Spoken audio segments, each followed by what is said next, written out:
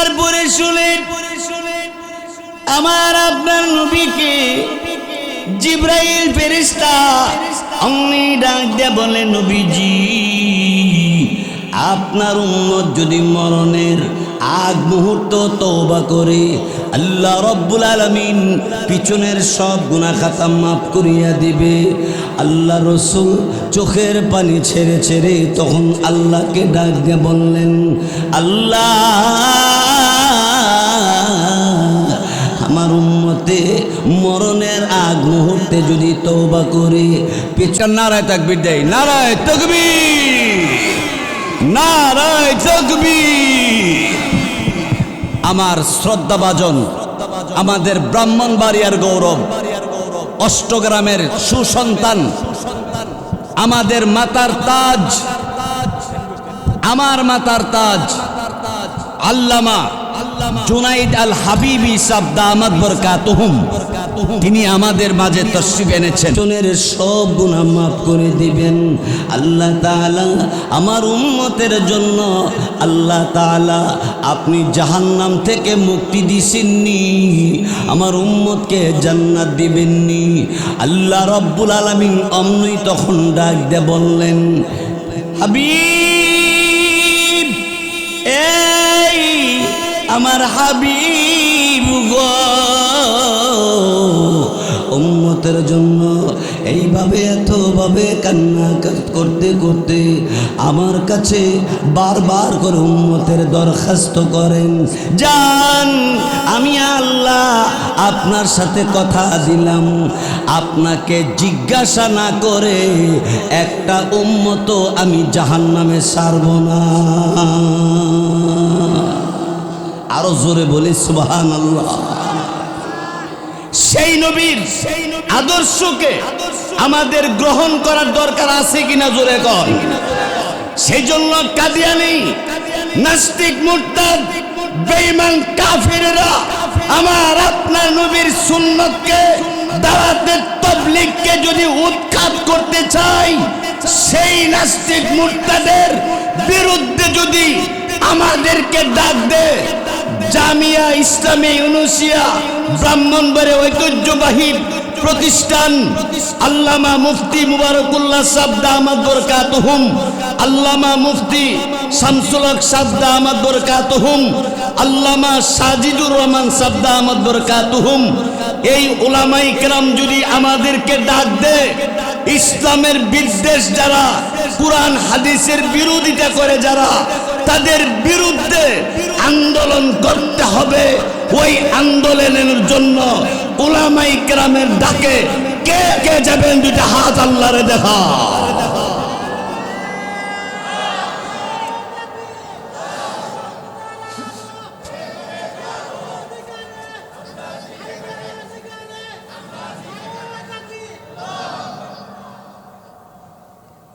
আমার ভাইয়েরা, বন্ধুরা আমার, তারপরে শুনেন আমার আপনার নবী রাহমাতুল লিল আলামিন আল্লাহ রব্বুল আলামিনকে ডাক দিয়ে বললেন, ওগো আল্লাহ তাআলা, আমার উম্মত মরণের আগ মুহূর্তে তওবা করলে পিছনের গুনাহ খাতা আপনি মাফ করে দিবেন। আল্লাহ তাআলা হাসরের ময়দানে আল্লাহ রব্বুল আলামিন আমার গুনাহগার উম্মতকে মাফ করে দিয়া আমার পার্শ্বে দাঁড় করাইয়া দিয়েন। আমার নবী চোখের পানি ছেড়ে ছেড়ে কান্দে আর বলে, হাসরের ময়দানে আল্লাহ রব্বুল আলামিন সূর্যের তাপমাত্রা বাড়ায় দেওয়া হবে, ওই তাপমাত্রা আমার উম্মতে সইতে পারবে না, আর সে আজিমে নিচে ছায়া দিয়ে দিয়েন। আল্লাহ রব্বুল আলামিনের দরবারে নবীজি শুধু কান্দে আর কান্দে। আল্লাহ রব্বুল আলামিন তখন ডাক দিয়ে বললেন, হাবিব গো, কথা দিলাম আপনার উম্মত যদি আপনার অনুসরণ করে আসতে পারে, আমি আল্লাহ আরশে আজিমের নিচে বসার জায়গা করে দিব। নবীর অনুসরণ, নবীর অনুকরণ করার দরকার আছে কিনা জোরে কহ। অমিয়া আমাদের নবী তো এমন দামি নবী, যেই নবীর উপরে একবার দুরূদ পাঠ করলে আল্লাহ তাআলা 4টা পুরস্কার দেয়। সুবহানাল্লাহ, আসতে কোন নবীর উপরে একবার দুরূদ পড়লে কয়টা পুরস্কার? 4টা পুরস্কার। 1 নম্বর 10টা গুনাহ মাফ হয়ে যাবে। 2 নম্বর 10টা সওয়াব লিখে দেওয়া হবে। 3 নম্বর 10টা মর্যাদা বাড়াইয়া দিবে। 4 নম্বর জান্নাতের গেট খুলিয়ে দেওয়া হবে। আরো জোরে কর, এই নবীর উপরে দুরূদ পড়ার দরকার আছে না নাই? এই জন্য ফজরের পরে 6 তাসবিহ, মাগরিবের নামাজের পরে 6 তাসবিহ। আমি বলি, আপনারা শুনেন। সুবহানাল্লাহ 100 বার, আলহামদুলিল্লাহ 100 বার, আল্লাহু আকবার 100 বার, লা ইলাহা ইল্লাল্লাহ 100 বার, আস্তাগফিরুল্লাহ 100 বার, সাল্লাল্লাহু আলাইহি ওয়াসাল্লাম 100 বার। এই হলো 6 তাসবিহ। সহজ না কঠিন? 6 তাসবিহ ফজরের পরে যারা পড়বে, সারা দিনের জিম্মাদার স্বয়ং আল্লাহ তার জন্য হয়ে যাবে। 2 নম্বর মাগরিবের নামাজের পরেও 100 বার সুবহানাল্লাহ, 100 বার আলহামদুলিল্লাহ, 100 বার আল্লাহু আকবার, 100 বার লা ইলাহা ইল্লাল্লাহ, 100 বার আস্তাগফিরুল্লাহ, 100 বার সাল্লাল্লাহু আলাইহি ওয়াসাল্লাম। এই 6 তাসবিহ মাগরিবের পরে যে আদায় করবে, সারা রাত্রের জিম্মাদার স্বয়ং আল্লাহ হয়ে যাবে।